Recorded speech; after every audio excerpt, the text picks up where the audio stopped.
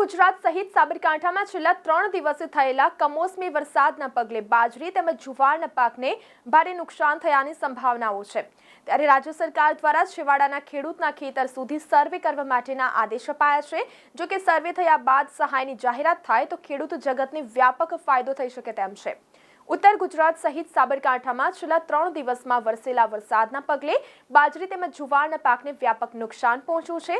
ત્યારે રાજ્ય સરકાર દ્વારા સર્વે કરવા માટેના આદેશ અપાયા છે, જેમાં ગુજરાત ખેતીવાડી વિભાગ દ્વારા તમામ ગ્રામ પંચાયતોમાં કિસાનોને થયેલું નુકસાન નક્કી કરવા માટે સર્વેની કામગીરી શરૂ થનાર છે। જો કે ગુજરાતમાં વરસાદના પગલે સર્વેની કામગીરી શરૂ કરવાની સાથે સાથે આર્થિક દ્રષ્ટિએ વ્યાપક નુકસાન ઊભું થયું છે, તેવા વિસ્તારોમાં વરસાદી માવઠાથી થયેલા નુકસાન મામલે આર્થિક સહયોગ જાહેર કરાય તેવી ખેડૂતોની માંગણી છે। એક તરફ રાજ્ય સરકાર દ્વારા ગુજરાતમાં કમોસમી વરસાદના પગલે જુવાર તેમજ બાજરીના પાકને વ્યાપક નુકસાન થયાની રજૂઆત થઈ રહી છે, તો બીજી તરફ રાજ્ય સરકાર દ્વારા વરસાદમાં થયેલા તમામ વિસ્તારોમાં સર્વે કરવાની ભલામણ કરાઈ છે, જેમાં તમામ વિસ્તારોમાં આવેલા ગ્રામસેવકો દ્વારા સર્વેની કામગીરી શરૂ થશે।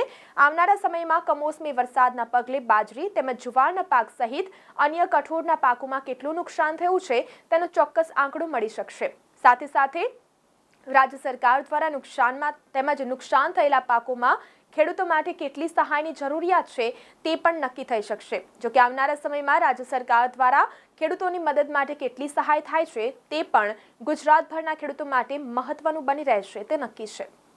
જિલ્લાની અંદર મકાઈ, બાજરી, જુવાર જેવું વાવેતર કરેલ છે, પણ આ 10 દિવસની અંદર કમોસમી વરસાદના કારણે જે ખેડૂતોને મોટા પાયે નુકસાન થયેલ છે અને સરકારશ્રી દ્વારા આદેશ કરવામાં આવ્યો છે કે તાત્કાલિક ધોરણે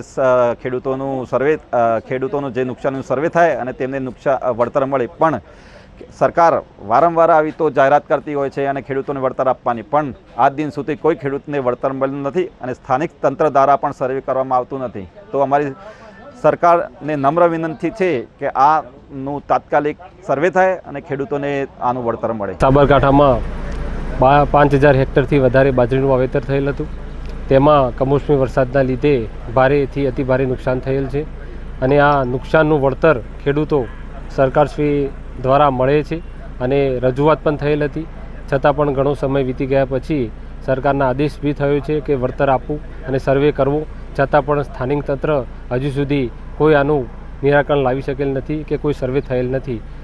જલ્દીથી જલ્દી સર્વે કરે તેવી એક આશા છે। ભારત ખેતી પ્રધાન દેશ છે। 70% ખેડૂતો ભારતની પ્રજા છે, 70% પબ્લિક ખેતી ઉપર નિર્ભર છે।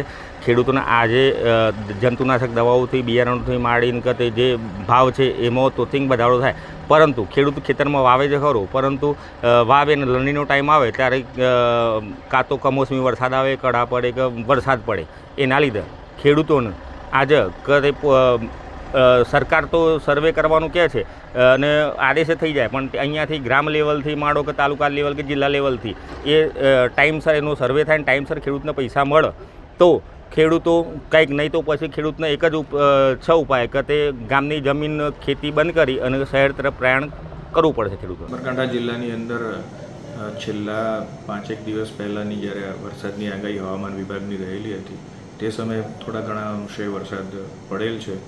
સાબરકાંઠા જિલ્લામાં ઉનાળાનું વાવેતર 33000 હેક્ટરની આસપાસ હતું, જેમાં મુખ્યત્વે ઘાસચારાનો પાક જે 12,000 થી 14000 હેક્ટર સુધીનો રહેલો છે, જ્યારે બાજરી પાક 7,000 હેક્ટર સુધી નોંધાયેલું છે। મુખ્યત્વે પવનના જોરના કારણે અમુક વિસ્તારોમાં એવા મેસેજ મળેલા હતા કે બાજરી પાક નમી પડેલ છે, બાકી મહદઅંશે નુકસાન થયેલું હોય એવા કોઈ હાલ અહેવાલ કે સમાચાર સૂત્રો દ્વારા મળેલ નથી।